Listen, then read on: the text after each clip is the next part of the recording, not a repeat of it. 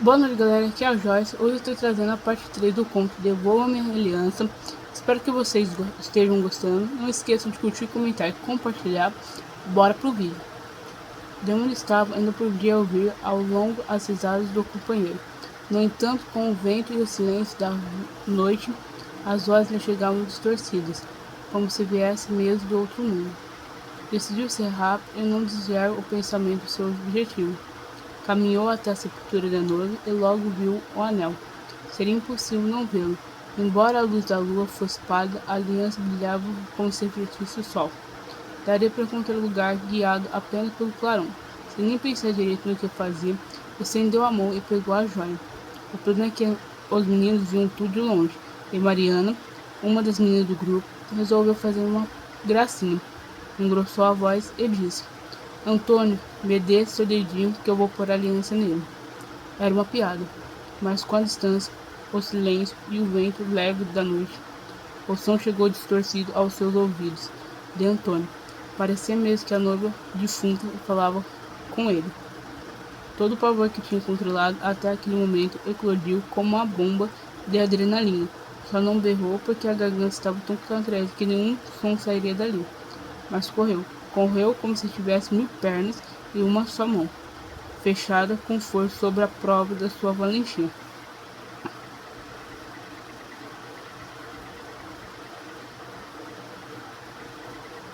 Chegou ofegante ao portão, olhou para o grupo e estendeu a mão para exibir a comprovação de sua coragem, mas a mão estava vazia.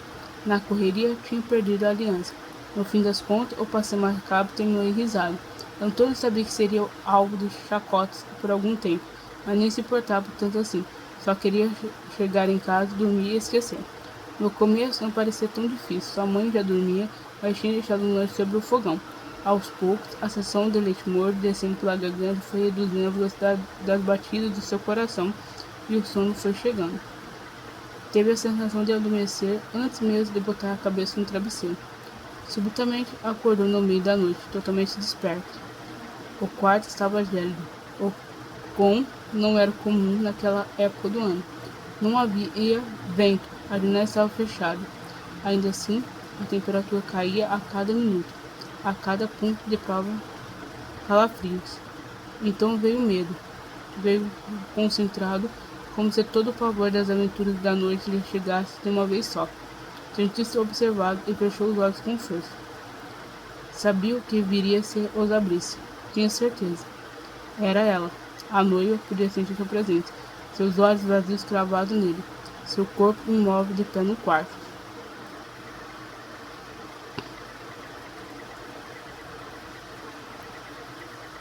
E dessa vez não era brincadeira da Mariana. Era a voz da morte, mesmo assim fazia bem audível. Devolva minha aliança. Assim como chegou, a aparição partiu. No minuto seguinte, o quarto recuperava sua temperatura e tudo parecia tão completamente normal, que Antônio chegou a acreditar que tinha sonhado. Logo, seus olhos ficaram pesados e voltou a mergulhar no sono. Procurou Pedro logo na manhã seguinte e contou-lhe tudo. O amigo não levou a história a sério. Você deve ter sonhado, de jeito como sai apavorado do cemitério. Pode ser, mas eu prefiro encontrar logo o tal anel e devolver para a moça. Sabe como que é? Pedro riu e, por via das luzes, resolveu acompanhar o amigo até o cemitério. Afinal, a manhã estava linda, ensolarada e eles não tinham mesmo nada mais interessante para fazer. O problema é que nem a luz do sol ajudava. A aliança tinha desaparecido. Vasculharam tudo, refizeram 10 vezes o caminho que Antônio percorrera a noite anterior e nada, nem sinal de anel. À noite, Antônio estava inquieto. Tomou um chá de capim-cideira para acalmar e foi para a cama. Assim como na noite anterior, dormiu rapidamente.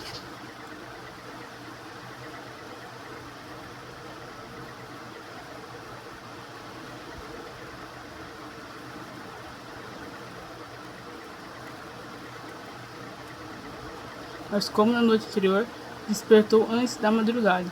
O mesmo ar gélido em seu rosto, a mesma certeza de que havia uma presença em seu quarto, a mesma convicção de que era noiva e a mesma voz.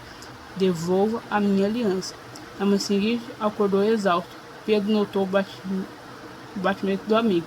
Aconteceu de novo, cara. Não é possível.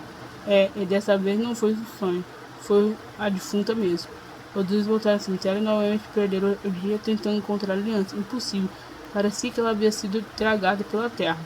A aparição retornou por mais 4 noites seguidas, sempre igual, os mesmos olhos vazios, a mesma boca que não se mexia quando falava, as mesmas mãos caídas ao longo do corpo.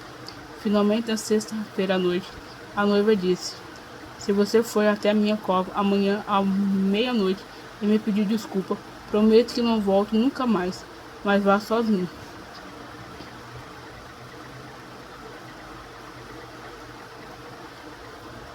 Dessa vez, Antônio a viu desaparecer lentamente, enquanto o quarto retornava sua temperatura habitual, e decidiu ir.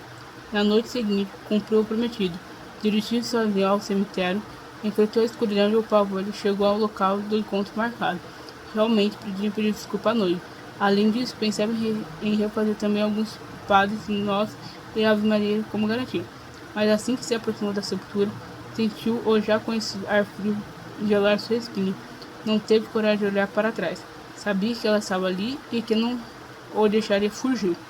Queria rezar, queria pedir desculpa, mas a garganta se apertava de tal modo que não permitia passar de som nenhum. Sufocava de pavor. Queria falar e não podia. Queria gritar e não podia. Queria respirar, mas até isso era impossível. Então correu. Correu de olhos fechados para não ver o que sabia que estava ali. Correu, tropeçou, enlouquecido, estendeu os braços para frente para que pudesse agarrar uma salvação. Correu, sabendo que nunca mais conseguiria dormir. Subitamente, sentiu que seu pé se prendia em alguma coisa, e no momento seguinte seu rosto estava mergulhado num monte de terra recém-removida. O cheiro da morte entrou profundamente por suas narinas.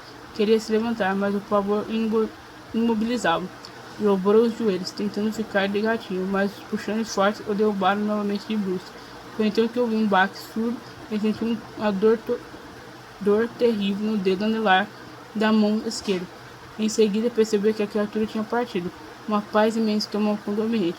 Os mortos dominam seu sono infinito e Antônio já conseguia se mover. Levantou-se devagar e olhou para a mão esquerda. Seu dedo tinha sido decapitado. Embrulhou a mão ensanguentada na camisa e foi andando lentamente para casa. Pela primeira vez em muitos dias sentiu que dormiria sem sobressalto. Deixou sua mãe cuidasse do ferimento e lhe desse um copo de leite morno. Foi para a cama e logo adormeceu, exausto. No meio da noite, no entanto, seus olhos se abriram como se alguém estivesse ordenando que fosse assim. A mulher estava para sua frente. No entanto, agora ela sorria, um sorriso vazio, insolado do resto do rosto, que permanecia inexpressivo. E dessa vez, a mão esquerda não estava caída ao longo do corpo. Assinava para ele como se desse um tchauzinho de câmera lenta.